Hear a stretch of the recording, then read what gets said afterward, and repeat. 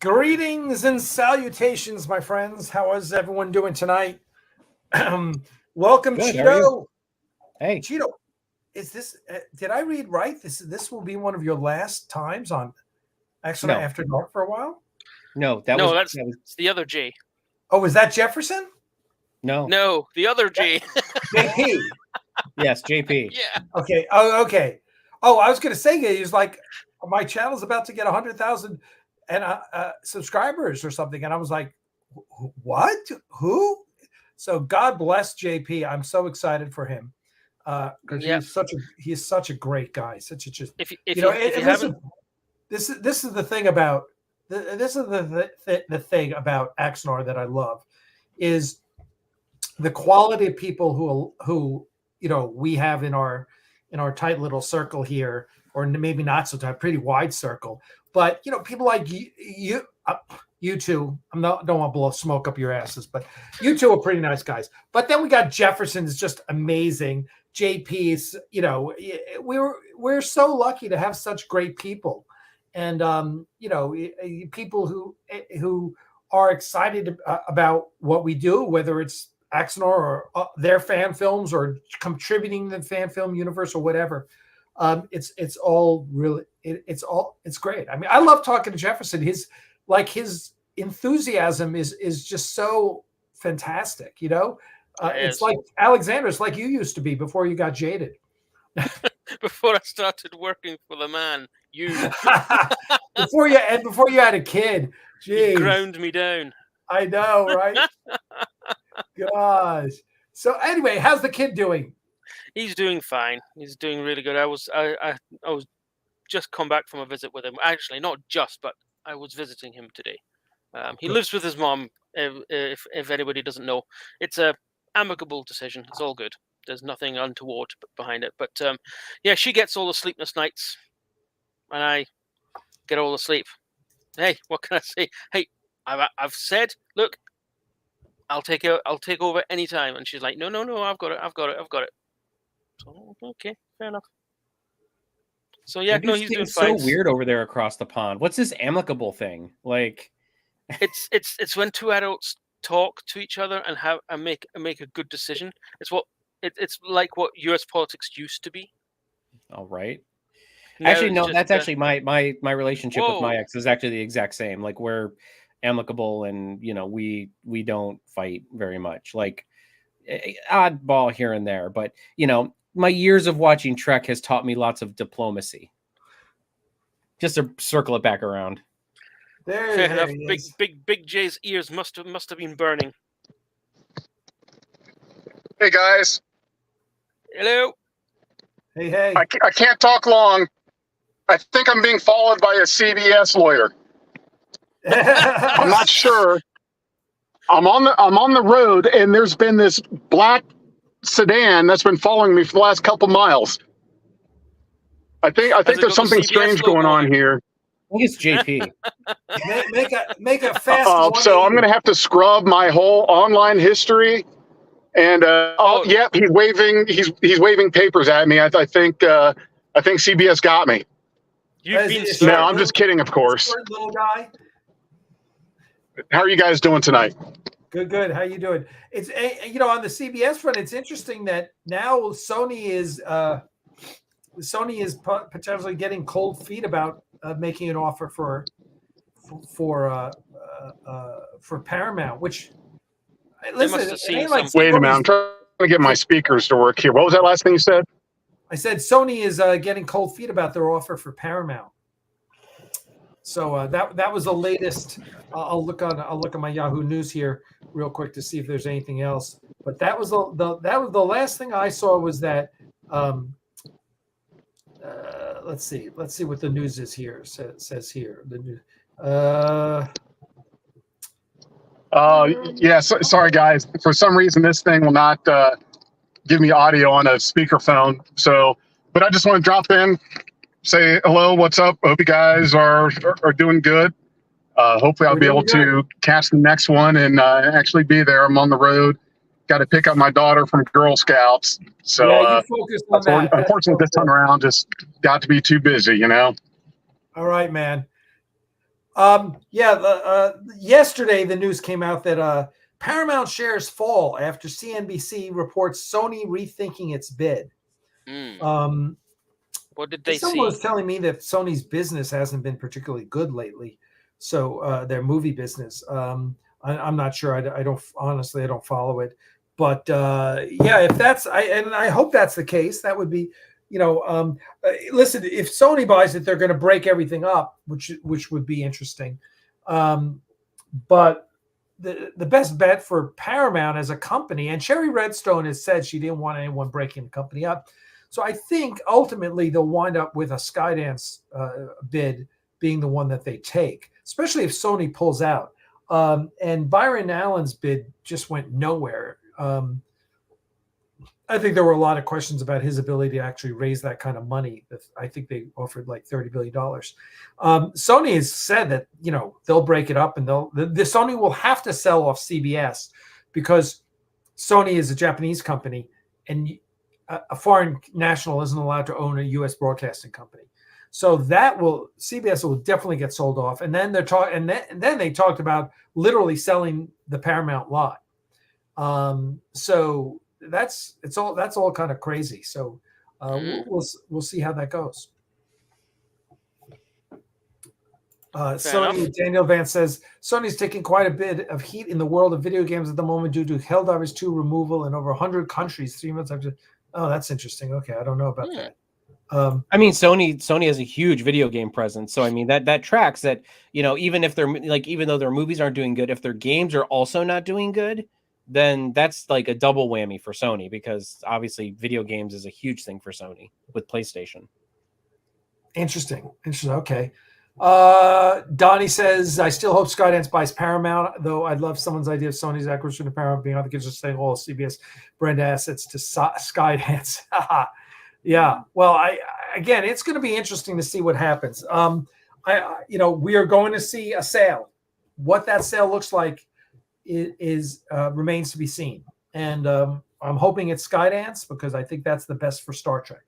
I don't think Sony buying CBS, Sony buying Paramount and then selling off CBS, you never know where, and also if they sell, so if right now, if they buy it, where does the IP lie? With Paramount or with CBS? That was actually going to be my question because I have no idea. I know that CBS does the television shows and Paramount has always done the movies, right? Right. So. Well, and there was a division in the IP that when they were Viacom and CBS, it was very clearly segregated. And then they got merged all into Paramount Global, right? And so technically all that IP, I'm guessing, resides with Paramount Global, the parent company. But one of the things I keep hearing is that the IP and the licensing is such a disaster that it is definitely a hindrance to a sale. Now, I don't know the truth of that matter, but it is from a source that that I know that has some inside information, knows someone inside one of the companies. I forget if it was Paramount or CBS. Would it be? Let's say Sony bought the whole shebang. Would it be possible for them to say, we're going to keep the Star Trek IP, but we're going to sell CBS off. Yeah, of course. We have to. Of course, because again, right now Paramount Global owns everything. So there's Paramount Global on top, Paramount Studios, CBS Studios, BT, Showtime, I forget all the right. And I don't know what's under what, but it's all under Paramount Global right now. That is the corporate parent.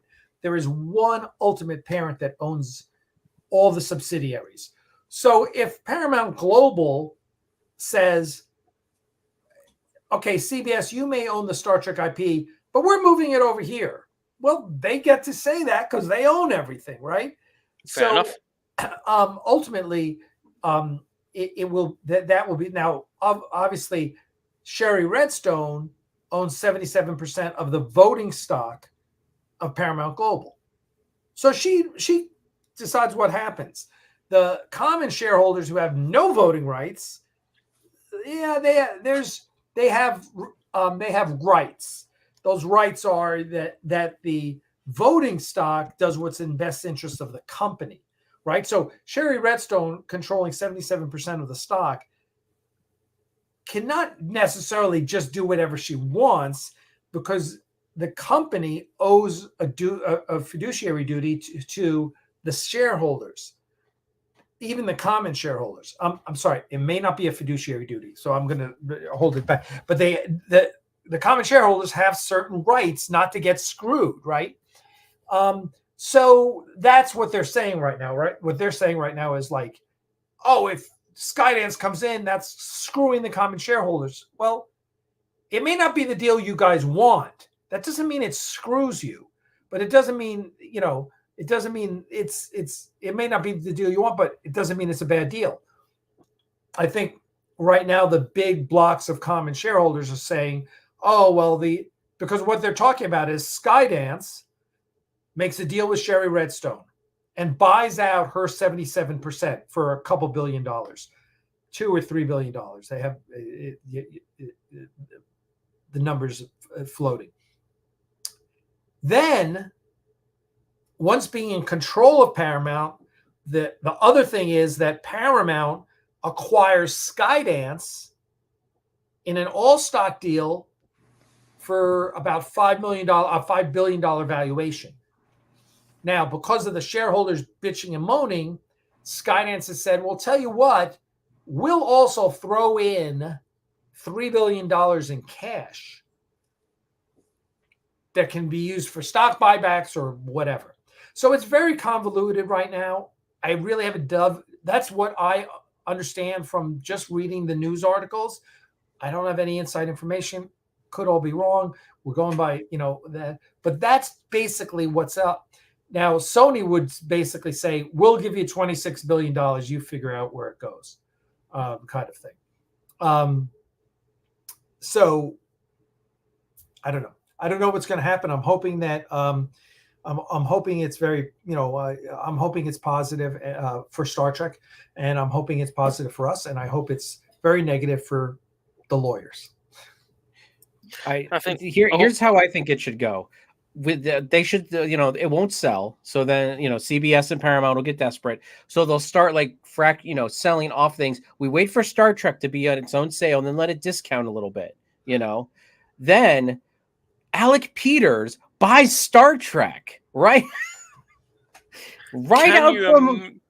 Can you imagine the reaction of a certain group of people to that kind of news? Oh, I would love it. I would too. I have to say, I don't know if I should say this on here, but I did pay a visit to that Facebook group. It popped up for some reason, and I'm like, oh, that's that group. So I was kind of paging through there, just looking through all the stuff, just people saying just all the utter nonsense. It was just, it's just great to watch this stupid blind hate for something so ignorant. You know what I mean? Yeah, it's funny. I just feel like I could post something and just make them like, oh, jump monkey boys. I post something and they all have to react to it. It's amazing how I live in their brains rent free. Yeah, I was about to say that you live rent free in their brains. You are a celebrity to them, whether it's a good celebrity or a bad celebrity. You are a celebrity to them. I know, and they hate it. They hate it. In fact, when I don't pay attention to them, which it's like, hey, look at my post. I'm dealing with little kittens right now. I don't have time to deal with a bunch of asshole stalkers. but that's all fake, don't you know? Yeah, that's right. That's right. According to them, it's all fake. So I've got 3 little ones right. I wanted to put the 2 little ones downstairs, Wedgie and Banshee down. Put them away, but I couldn't find them. They were all running around. And then I went to grab Wedgie, and he ran under the TV credenza. I was like, all right, whatever. You guys, they're just sowing their wild oats there.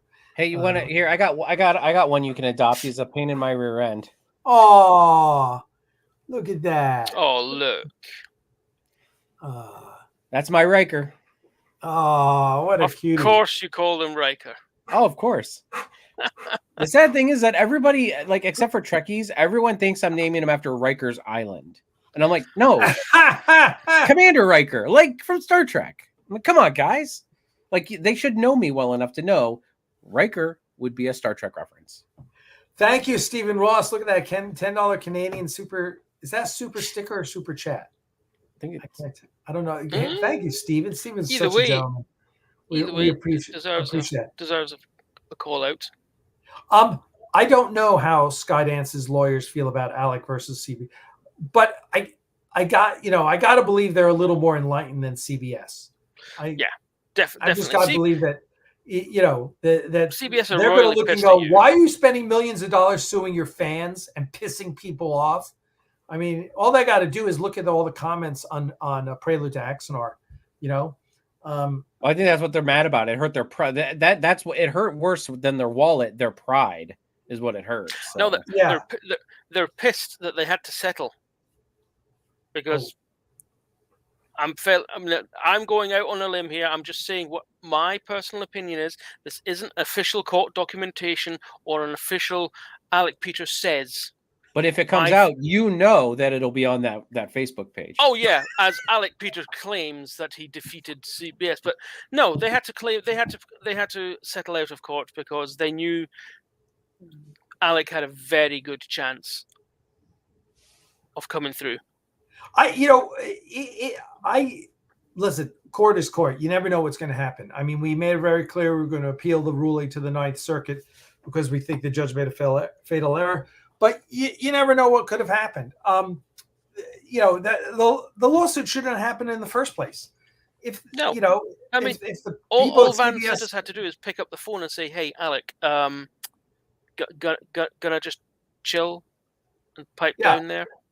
Yeah, it was a shame that I was always the one trying to get them to talk to me and help, and give us guidelines for years, But listen, it is what it is, and that was 10 years ago, and they made their decision, and it was it did not work out well for them, and so they've got their little lawyer running around raising hell, and I'm sure they've actually got a room of lawyers just thinking shit up to make some sort of money. Most of it is probably a dartboard with your face on it. Yeah. That's right.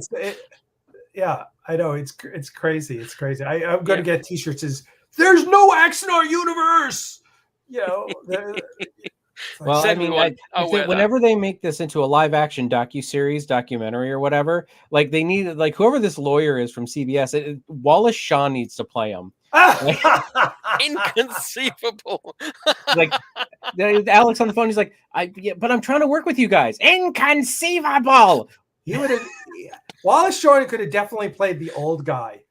Yeah, the old guy who was originally in charge of the case. The new guy, God, I don't know. Yeah, I don't know. But yeah, it would make. Listen, this would make such a great docudrama, or or That's what I was whatever. gonna say. Who would you cast in the docudrama? Who would you cast as, or if you can't say, I don't know what but since we're on this topic, who in your docu-series, like who would you cast as who in this whole thing? Like, you know what I mean? Well, I'd Like, have to think about that. who would you cast as yourself at the very least? Brad Pitt, right? Like, yeah, right. 10 years ago, Alec, who would you be? Yeah, I don't know. George Clooney? I could see who's a George Clooney. Oh God. Twice a few years ago, someone had said to me, "Oh, you look like George Clooney." One time I was wearing glasses. I was like, "Okay, that's very sweet." She was a little older, let's say. I was like, "Oh, that was very sweet. I'm sure you need to go get your eyes checked." But I get Steve Carell all the time. Yeah, I can see Steve Carell. I can see the Steve Carell. Yes, yeah, definitely. I hear that a lot. Yeah, I don't know. I don't think about that. That's what I'm going to do. I'm going to start making fan films of fan film creators. So it's going to be all behind the scenes stuff. And it's going to be I'd love you to do that. Like, yeah. I'm going to do that actually would be fun to see. Like, but it'll be comedy driven. There we go. Like, yeah. I'm going to do one on Josh Irwin. I'm going to do one on Vance Major, Alec Peters, all the big names.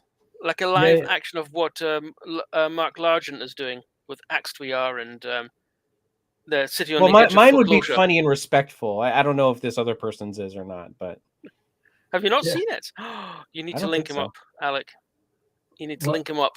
Who's that? Mark Largent. Oh yeah, Mark is great. Yeah, you haven't. Oh, if you haven't seen Prelude to AXTWR, it's on the Axanar. Oh really?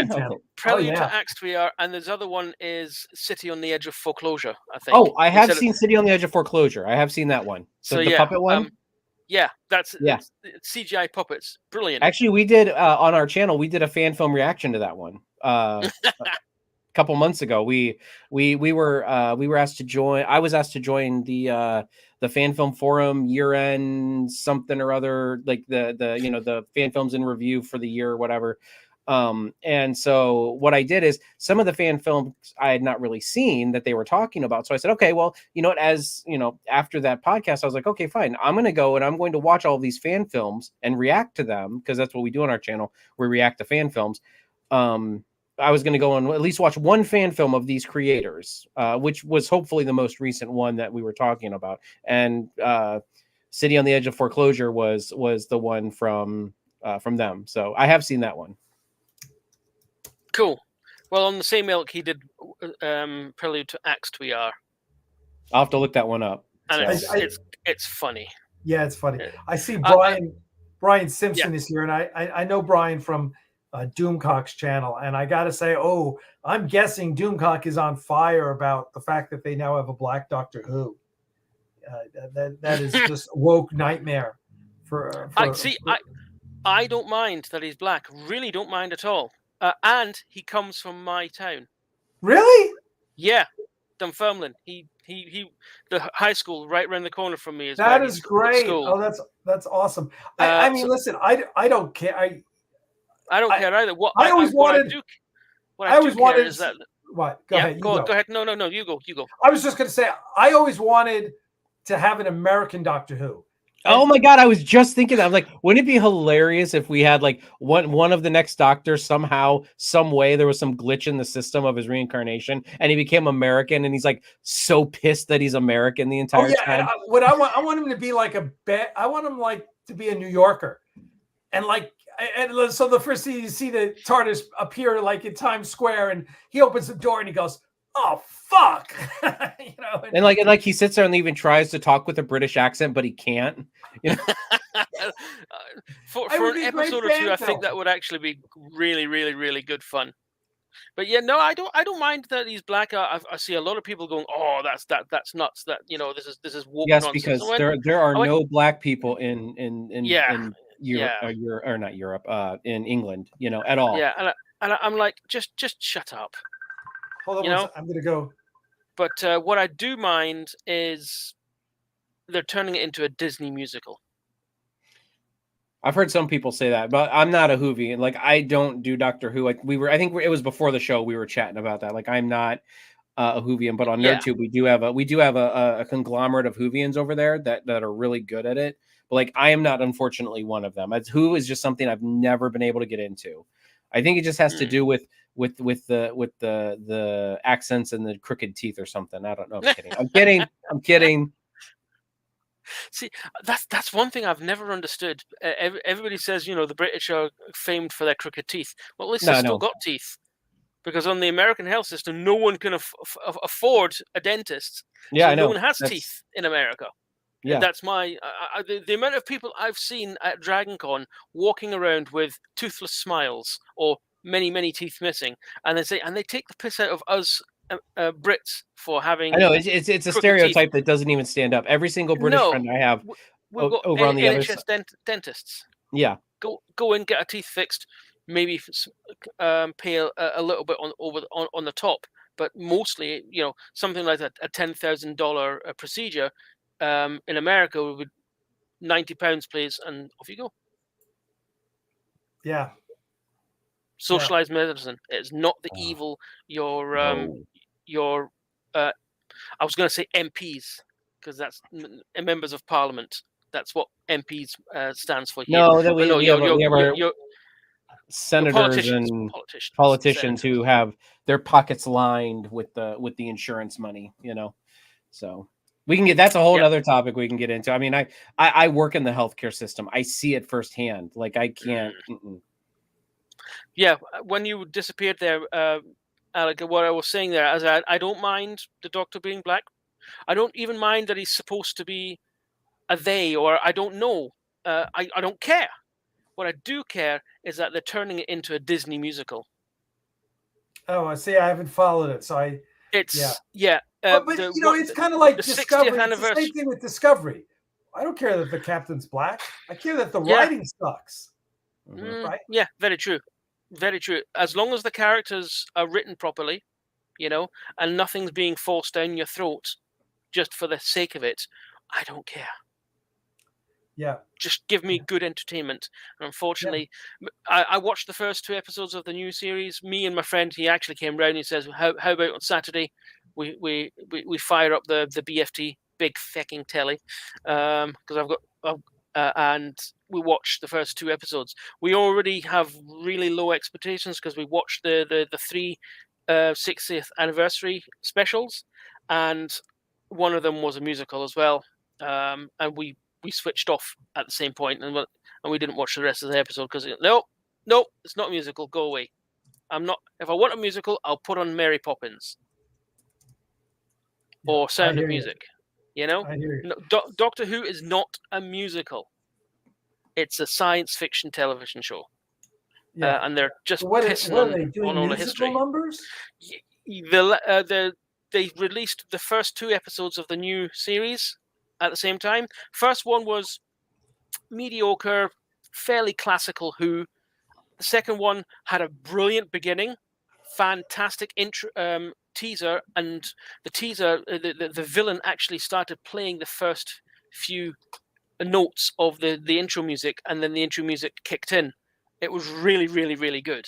The whole episode was pretty good, and then the last 5 minutes, garbage, because they went into a musical number. All right. For no reason. It wasn't part of the plot or anything. It's like me and my friend, we just muted it, and we just looked at each other and said, "Yeah, now this is going to the pits." Isn't Russell Davies back? He's back, yes, and he seems to have swallowed a "do not offend anybody" pill. Because now Davros is going to be no longer in a wheelchair, because apparently having an evil villain in a wheelchair is offensive to people in wheelchairs. Oh, God. But people in wheelchairs are going, no, you didn't ask us. We're not offended. Right. Yeah, I know, that's ridiculous. I just read something this morning about how Disney is minimizing Tinkerbell because they don't think it's a good role model or something like that. I was like, I think she's a great role. No, I'm kidding. I love Julia Roberts in the 90s. Come on. Like, Oh, Hook. Is that Hook? That was Yeah. a brilliant I film. love Hook so much. And Robin Williams is one of my favorite actors of all time. Yeah. See when I was when I so first- gutted when he died. when I first watched it after he died, that moment where he becomes Peter Pan again, and he does the crow, and then you see him thrust the sword into the dying light of the day. Wow, it's just super emotional. It hits completely differently. It was interesting. I was watching a video last night on YouTube, and it was great monologues.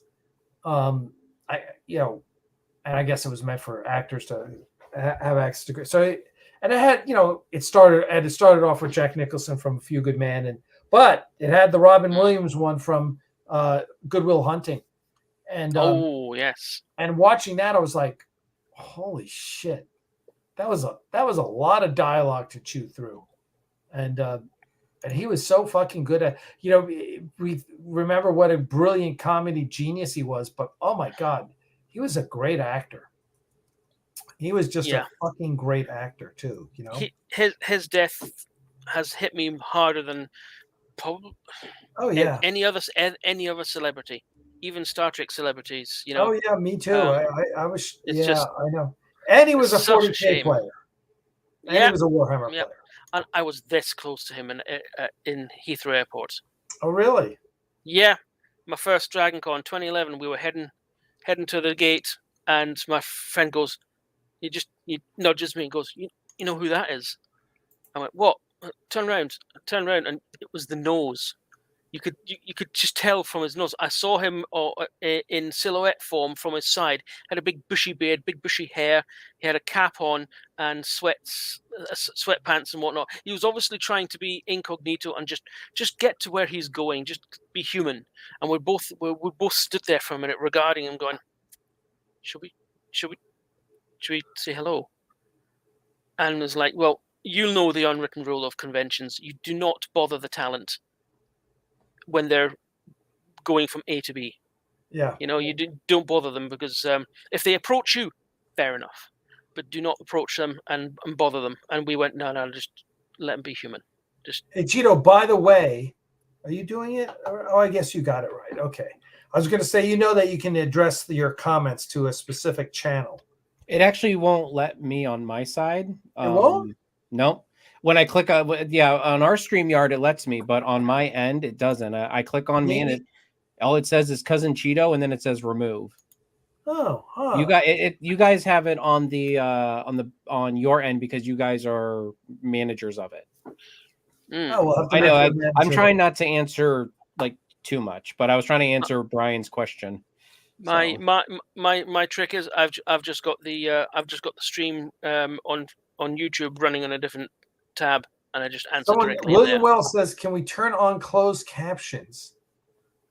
Do we have closed captions? I think closed captions doesn't happen until after the stream's over. Yeah, I think YouTube has to chew through it. Yeah, I think that's YouTube auto-generate. That's not a StreamYard thing. Yes, I don't think it's a StreamYard thing. Yeah, I don't think so. Yeah, it does say subtitles, closed captions unavailable on the YouTube stream. That's probably because it can't do live. It can't do, So but yeah, Robin Williams, I when he died, I was so freaking gutted. Like he is, because me growing up, I was a kid with like ADHD, and and I identified with Robin Williams. Because Robin Williams is like ADHD the person, you know what I mean? Like he is all over the place, a million miles a minute, and that was me as a kid. And I'm like, I identified with that, and I love, like, even in his serious roles, like I just identified with him and in all the dark places that he took a lot of his characters. And it was just like, man, and the manner of which him passing was also, that's what also hit me the most, because I'm like, God, and he has a quote that's like, basically, check on your happy friends, because they're the ones probably going through the most stuff, and it's just like, yeah, Robin Williams is so good. He was such a good person too. Yeah, no, absolutely agree. He was awesome. He was truly a gift. Not many people like him. But yeah, and it's Yeah. it's sad that such a brilliant person had such, was so tortured in with his I guess it was manic depression. Mhm. Was that, He was also diagnosed with, was it Alzheimer's? He was just diagnosed with something else pretty major when he committed suicide. So Mm-hmm. That was probably what tipped him over the edge. Is like I'm Mhm. not, I'm gonna go out my way, and not how Alzheimer's generally ends up as. But no, knowing that now, I would probably tell the past me to go, yeah, go up and say hello. Lewy body I- dementia is what it there you go. is. what was it? Lewy body dementia. Oh gosh, I don't know. Hasn't Bruce Willis got something very similar? His is, what is his? It might be the same, but hold on. Yeah, that's a shame. I know. Another good actor. I mean, I liked him early on, but Yeah, later on maybe not so much, but he was everywhere in the 80s. And Bruce yeah. Willis? Yeah, Yeah, everywhere. Bruce Willis was good early on, but in the end, the last 15 years, he's playing Bruce Willis. Well, but honestly, that may be his condition, like early signs of his condition. Mm-hmm. Brian Simpson says Parkinson's, which is, yeah, it could. Dementia, aka, okay, well, he has aphasia, unresponsiveness. Aphasia, that's it. Yeah. Yeah, well, that's because he's nonverbal. Well, not nonverbal, but like he can't express anymore. I don't see anything in here about Parkinson's though, but still, Yeah, I mean, I think Brian Simpson's comment about Parkinson's was about Robin Williams. Oh, maybe. Yeah, okay. I think so. Yeah, but yeah, I agree with him there. The world, I would actually say the world is a darker place without his light. And you know what? I would have loved to have had Robin Williams in Star Trek. I know, like just to circle it around, like give him a eccentric Neelix type role and just make it good. Unlike Just Neelix. let him roll with it. Like, yeah. Hey, Neelix had his moments. Yep. He did have his moments. I don't hate Neelix. I mean, everybody gets on the I hate Neelix. I found him annoying from time to time. Mm-hmm. But at the same time, it was more annoying when he was just like, he was acting like you could tell that they wrote him that way. That's not how the actor wanted to portray the character. You could really tell, when they were going outside of a normal characteristic that actor, I can't remember the actor for Neelix's name right now. But he, that was Ethan Phillips. That's him. Ethan Phillips. Yeah. So, but you could kind of tell when he wasn't really on board with like a certain like plot or something like that with the character. Like he loved antagonizing Tuvok. You could tell he was eating up that screen every time they had a scene together. Yeah, I wonder how much of that was Ethan. So I don't even blame the actor. I just blame the writing mostly for Neelix. But anyway. So now that we've full circled back to Star Trek. Voyager meets Mork. That would be, you know what? Fly to the Delta Quadrant and meet Mork. Yep. That would be fun. That would be the crossover event of the century, in my opinion.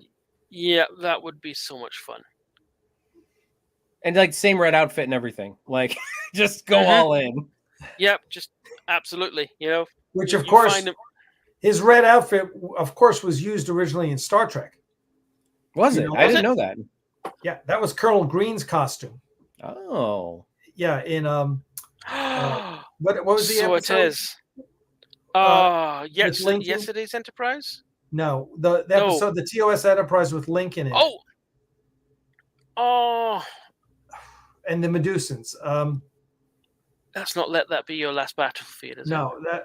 The Savage Curtain. The Savage Curtain. Thank you. Savage Curtain. There you Thank go. you. Yeah, that was Colonel Green's costume. Go back and just do a quick Google search. You'll go, oh yeah. Actually, Rick B on NerdTube he commented it, so that's how I got it. You now understand why people like Kubrick insisted on their sets and costumes and everything being destroyed so they wouldn't be recycled. Because it's just something that studios do. my friends love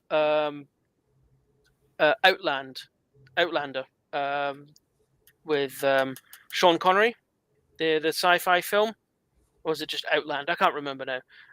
But a lot of that set is just reused bits from Alien and Aliens. Yeah, someone said yes. That's what.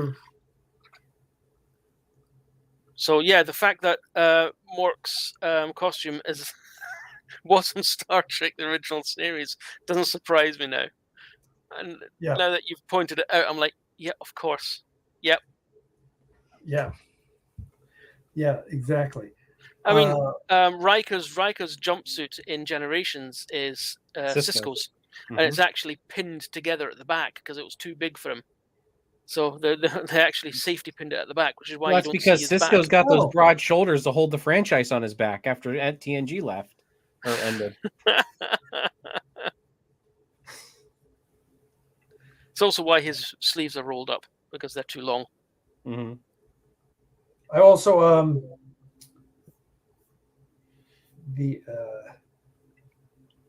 I noticed that if you are a person that collects the Eagle Moss models, it looks like Master Replica's license is coming to an end.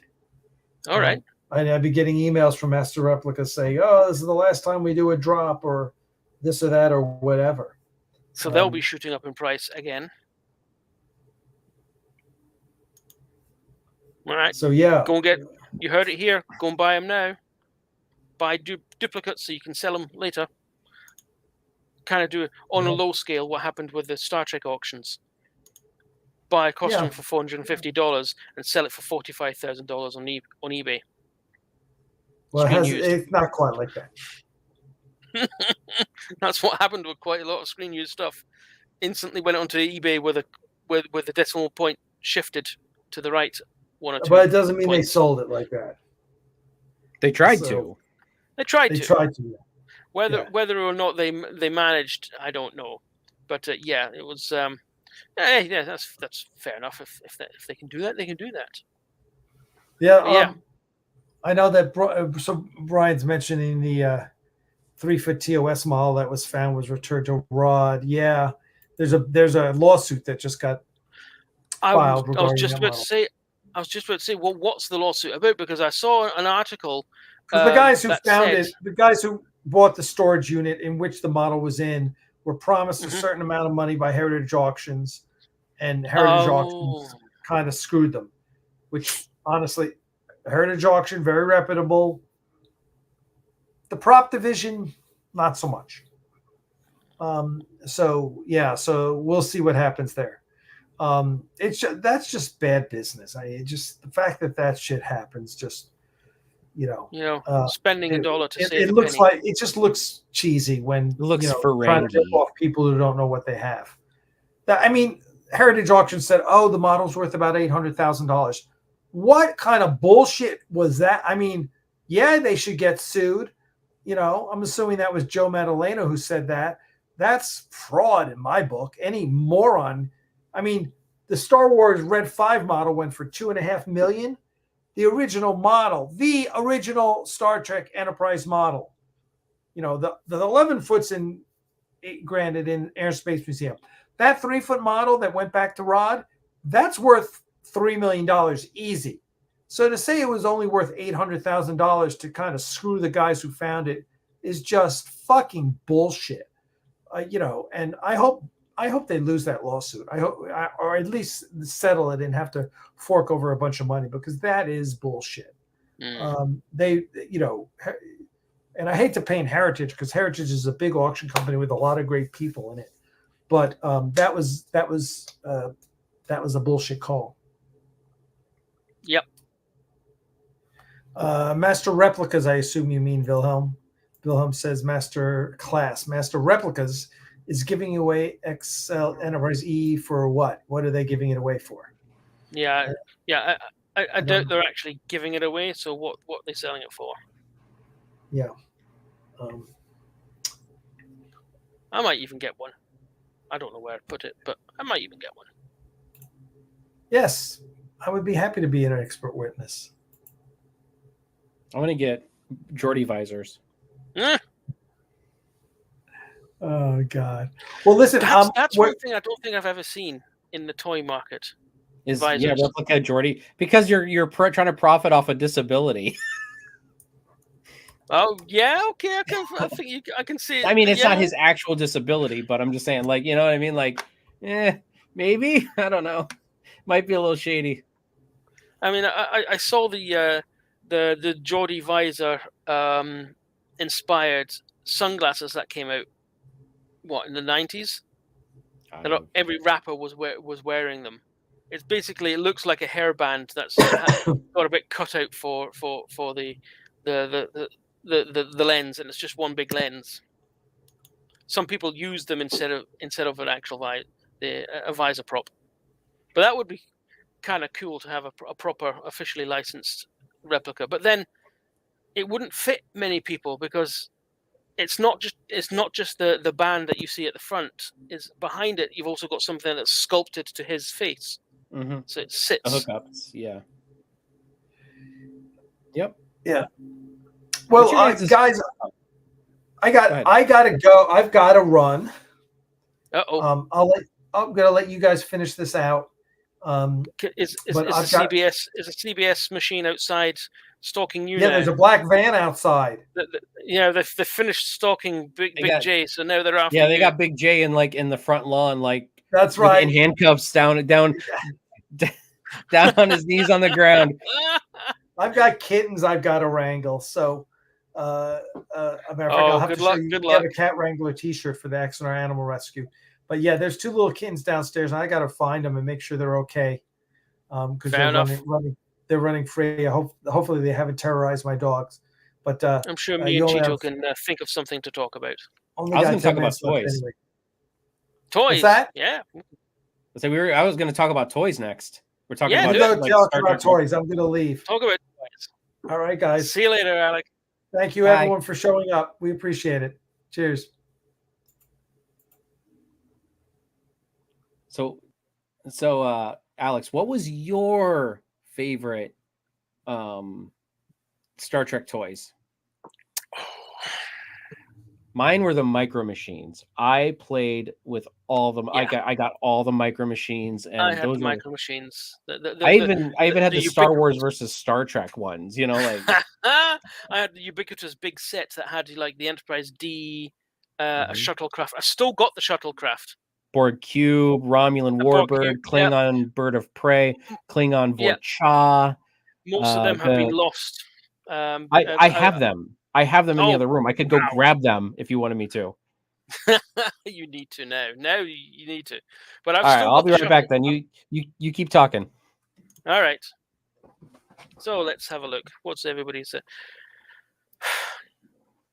Calm down, Brian. Calm down.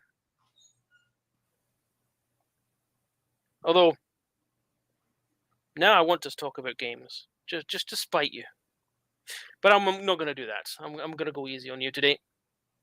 Wow, there is a lot of Micro Machines to be had. I've got an Enterprise D somewhere kicking around. It's all mangled, and you know how Micro Machines tend to go. But I still have the TNG shuttlecraft, bearing a little burn mark from when my brother decided to try and burn it. Like that one? That's the one. Yep. Mine's got a little burn mark on its back end from where my brother tried to burn it to reenact some sort of crash scene or something like that. Oh. Actually, these aren't even all of them. I by the way, I opened these as a kid, so they do have a little bit of wear and tear on them, but I mean, I have them. They're loved. Yes. Oh, wow. Yes. So, and then working our way up through the timeline. Oh, yes. I don't have the Excelsior. I know I have the Excelsior somewhere, and I don't have it here, but the Klingon Bird of Prey.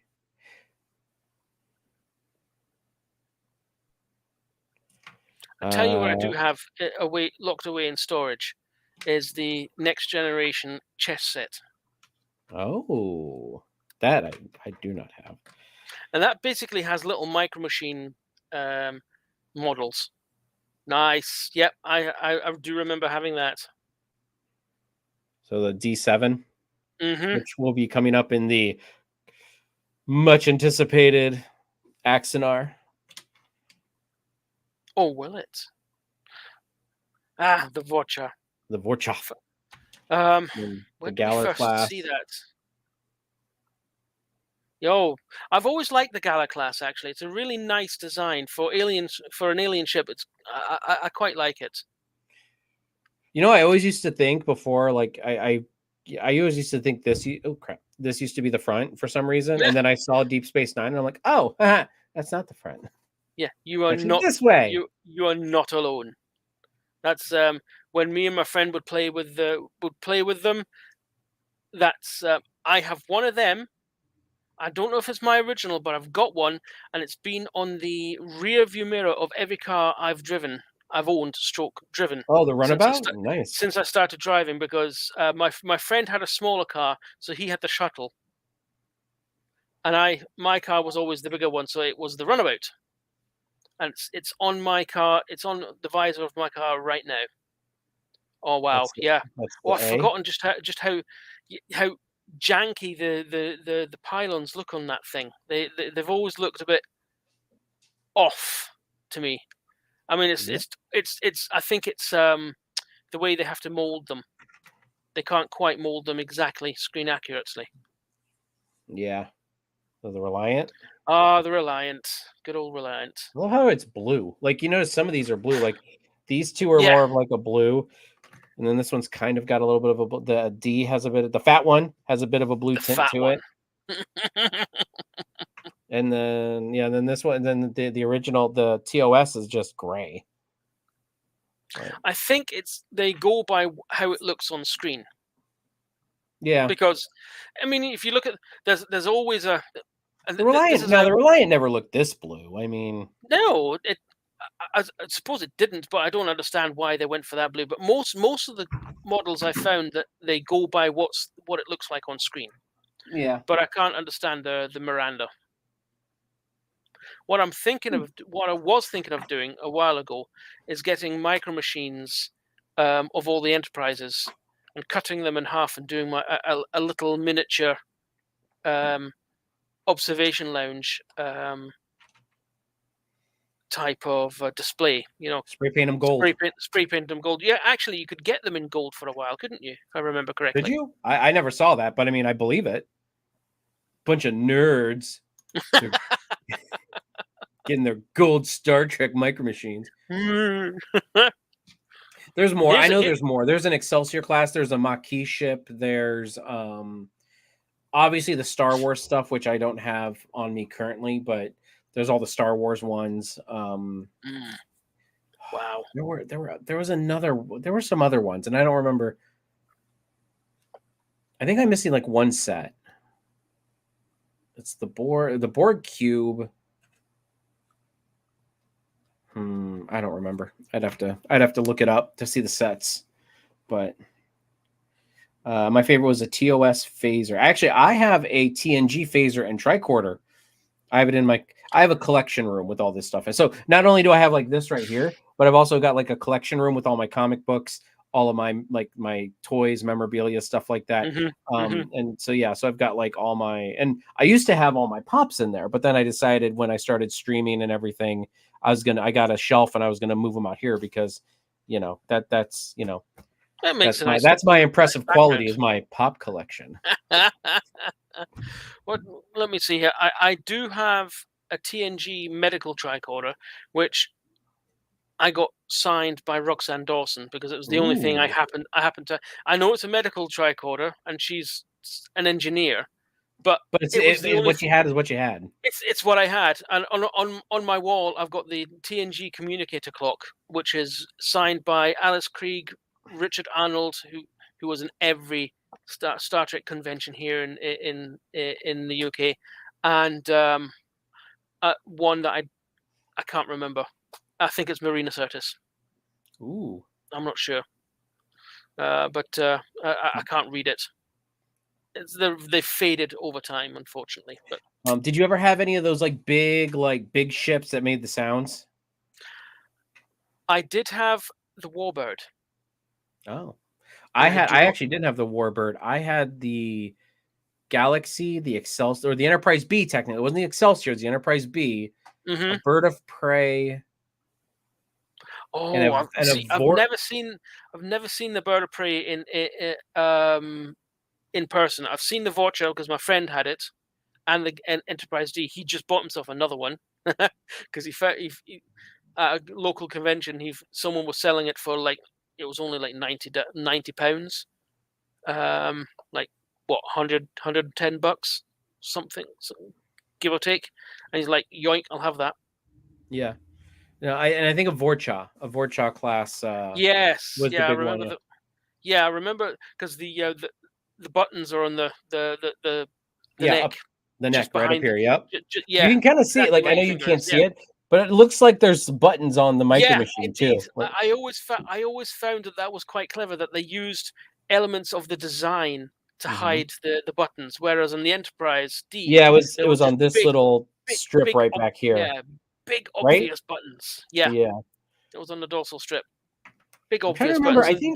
I think on the Enterprise B, wasn't it on the right by the impulse engines? I think.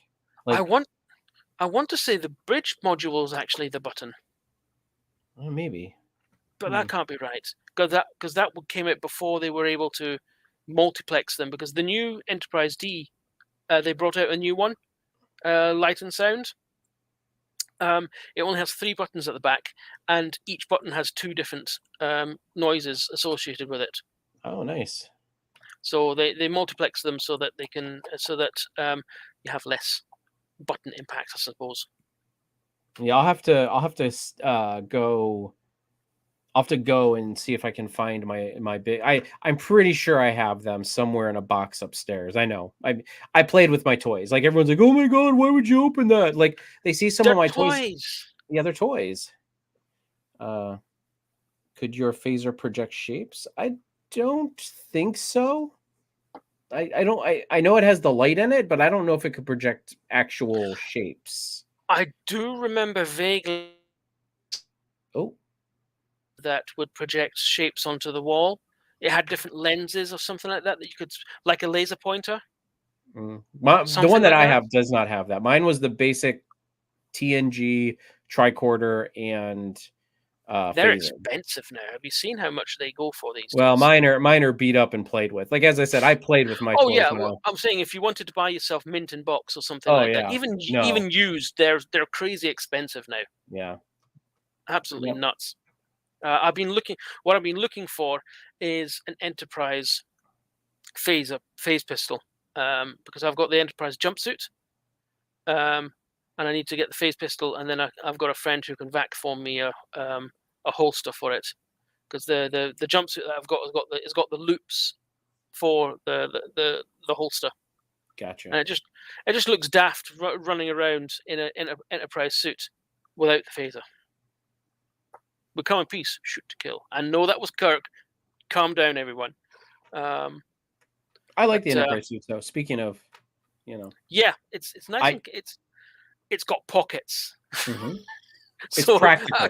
At a convention, it's very, very practical, and it also has 2 zippers on each side, so that you can actually, if you're wearing trousers or something like that underneath it, you can get into the pockets there. Mm-hmm. Yeah. No, I love the Enterprise suits.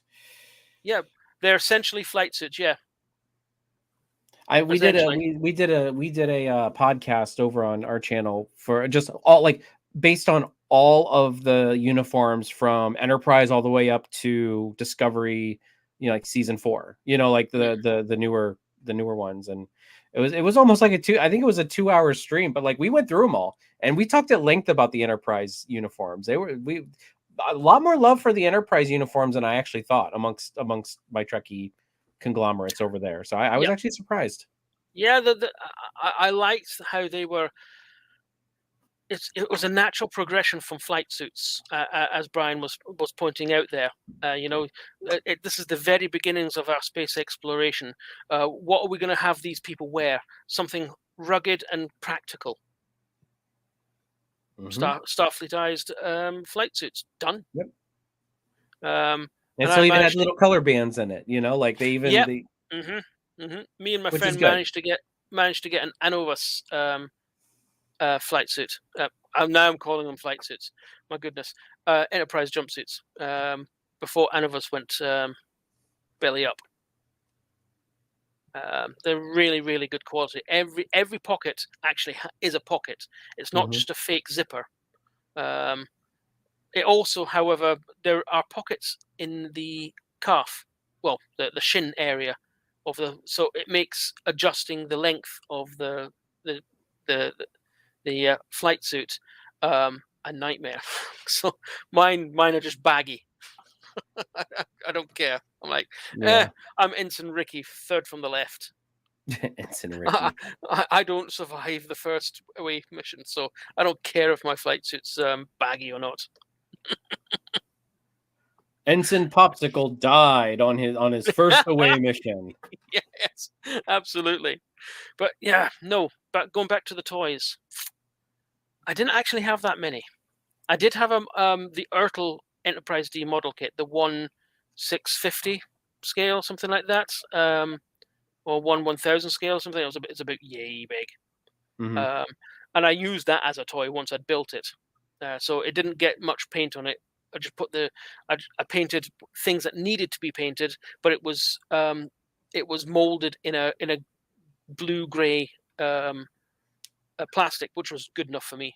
I did that with a Star Destroyer. Me and my dad built a Star Destroyer. It was like this big, like a Star Destroyer model. And then whenever I would do my like if I was playing Star Trek and because I would also play with the big sound making ones. I can't remember what they were called, but like I would play with those. And when I would need like some random alien race that I'd encountered or something like that, I'd bust out the Star Destroyer, be like, hey, look at this random alien race. Look, I just turned it upside down today. This is the ship today. Like it's like actually working for CBS in the 60s.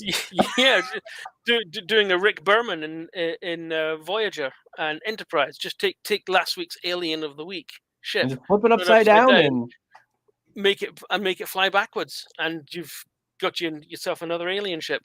Because that's what they did. Yep. Oh my goodness. Oh yeah.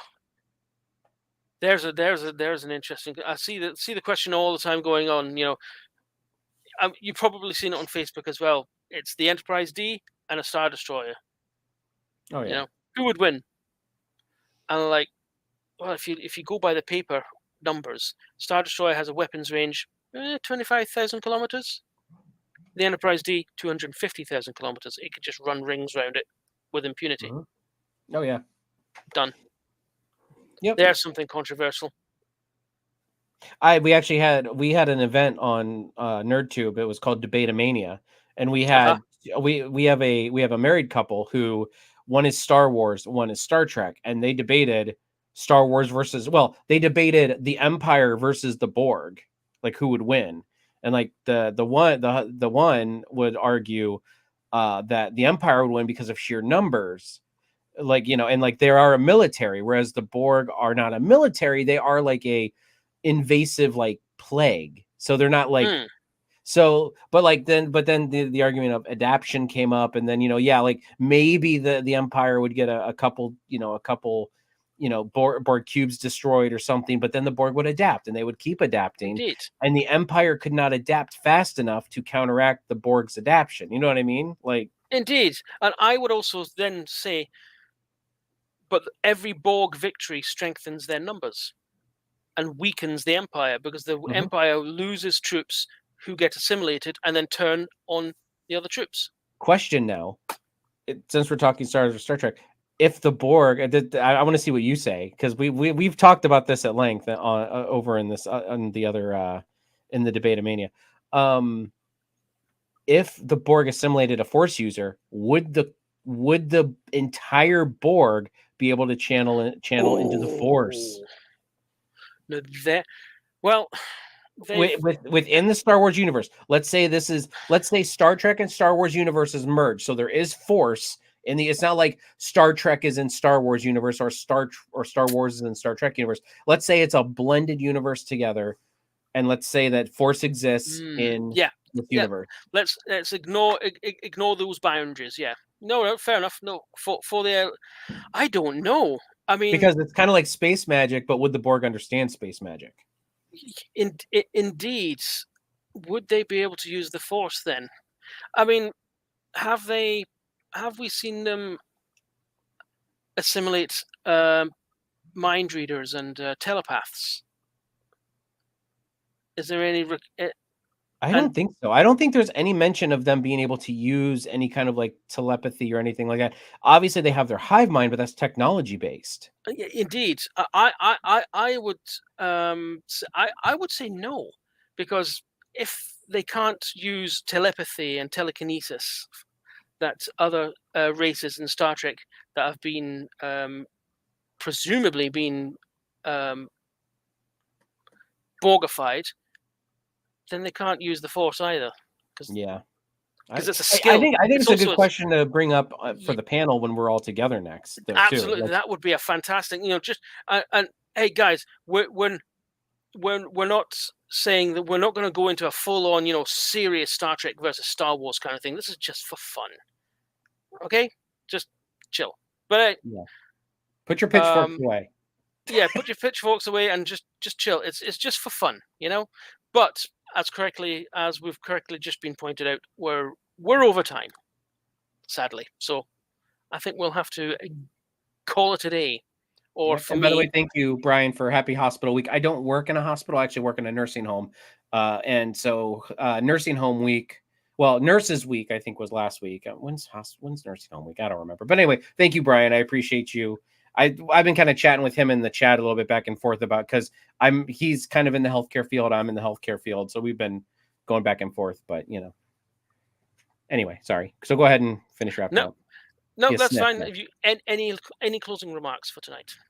No, just good chat. I love getting together, talking Trek with any and all who love talk Trek. I mean, if you guys also want to see more, I mean, we have tons of Star Trek content over on NerdTube. I just do a little self plug, sorry, but we have a whole conglomerate of Trekkies over there too. So if you like this program, you'll probably like some of our podcasts and stuff over there that are Trek related. So, I'm all about crossover. Yep, and you can get into really nerdy stuff, hence why it's called NerdTube. Yes. So hence, go on over and give them a like on a couple of their videos, and definitely subscribe to them. Help them out. Tell them why I'm wrong about most of the things I say over there, because get combative in the in the comment section if you want. That's how these things usually end up. Yep. Okay, then. I don't have any closing remarks other than to say peace and long life. And thank you very much for joining us. Live long and get wrecked. Yeah. And with that, we are out.